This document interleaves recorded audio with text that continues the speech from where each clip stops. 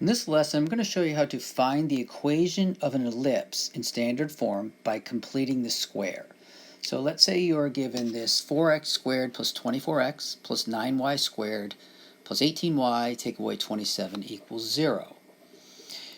We're going to have to complete the square. So the first step we're going to do, I'm going to put parentheses around my x terms there.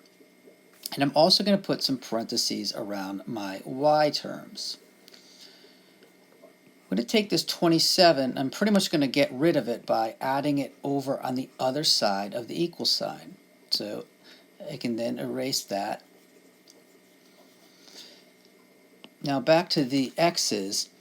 I want to take out this 4. I have to take out the leading coefficient of the x squared. I'm going to factor out that 4. What is going to leave here is an x squared. Of course, I also have to factor out a 4 from this 24. That will leave plus 6x. At this point, I'm going to put a plus, and I'm going to have a space there, which I'm going to use in a minute. So what I'm going to do at this point, looking at the number that's left inside in front of the x, which is 6, take that 6, and we will always divide that number by 2. So that equals 3. Take that number I just got and square it, which will be 9. This 9 right here, I'm going to put in that slot. At this point, I've now pretty much created this 9 out of nowhere. If you notice, there was no 9 up here. There was 4x squared and there was a 24x. So I've just created a 9. So I can't just create a 9 out of nowhere on one side of the equation. I'm going to have to add something to the other side of the equation. But I'm not going to add 9 because, in effect, what I've really created is not the 9, but you have to, in your mind, multiply this 4 times that 9, which is 36. That is how much I'm going to have to put over on the other side of the equal sign. So now I have plus 27 and 36.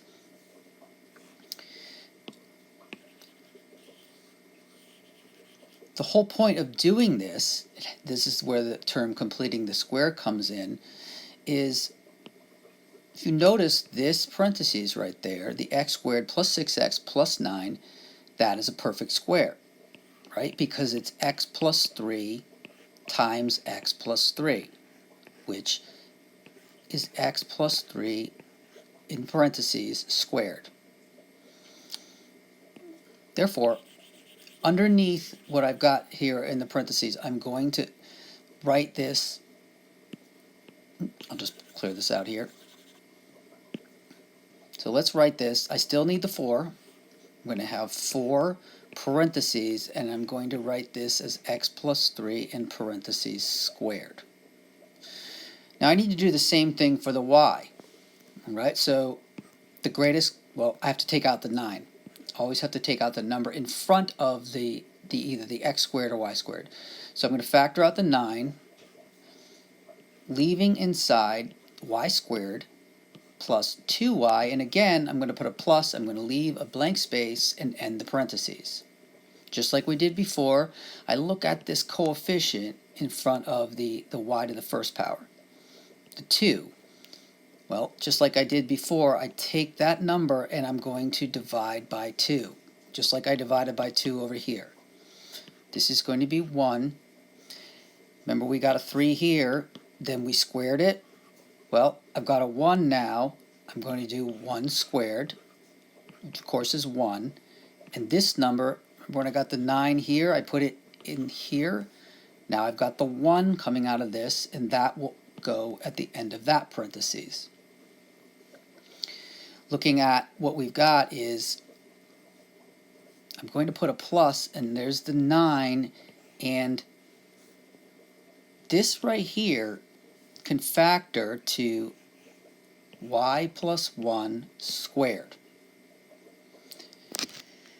Now, I also have to make sure that when I created this 1, just like I accounted for the 9 here by multiplying it times that 4 to get this 36 here, I need to multiply this 9 in front here times this 1, which is 9. I need to add that to the other side of the equal sign. So now our left side of the equation is all set. We just need to tally what's on the other side of the equal sign. So we had a 27 and a 36 plus a 9. That equals 72. Having worked with ellipses, you may recognize that with ellipses, we do have different coefficients in front of the x value and the y value. And remember, we don't actually end up with a number here other than 1. So I need to divide both sides by the 72. I'm going to put this over a 72, and then this is also over 72. And then what we're doing is we're simplifying. So 4 over 72, well, 4 goes into 4 once, and it goes into 72 18 times. So this is going to be an 18. 72 is no longer there. And that 4 is going to go away. Same idea for the y. I've got 9 over 72. 9 over 72 will simplify to a 1, or I can just leave that blank, over an 8.